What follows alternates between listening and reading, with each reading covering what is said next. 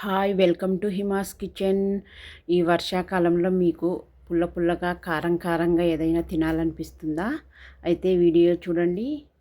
ఈ వీడియోలో tomato fry ఎలా తయారు చేయాలో చూపిస్తాను. దానికి ముందుగా టమాటాలను అన్నింటినీ శుభ్రంగా కడిగి పక్కన పెట్టుకుందాము. తర్వాత ఈ టమాటాల వెనక భాగంను ఇలా అంతా కట్ చేసుకొని, తర్వాత చిన్న చిన్న ముక్కలుగా కట్ చేసుకొని టమాటో ప్యూరీని తయారు చేసి పెట్టుకుందాము.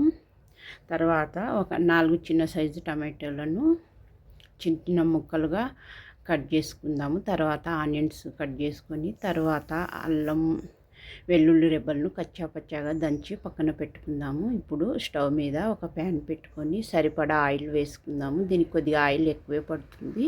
పోపు గింజలన్నీ వేసుకొని, తర్వాత ఆనియన్స్ ఇవి కొద్దిగా మగ్గిన తర్వాత అల్లం పేస్టు, ఉప్పు, పసుపు వేసుకొని కొద్దిగా వేగనిద్దాము.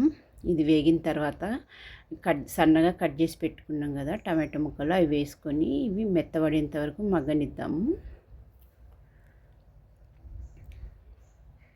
ఇది మగ్గిన తర్వాత ఇందాక మనం టమాటో ప్యూరీ ఉంది కదా, ఆ ప్యూరీ అంతా ఇందులో వేసుకొని బాగా అంతా కలుపుకొని దీన్ని ఒక 20 మినిట్స్ దాకా మగ్గనించాలండి, ఇలా నూనె పైకి తేలేంత వరకు.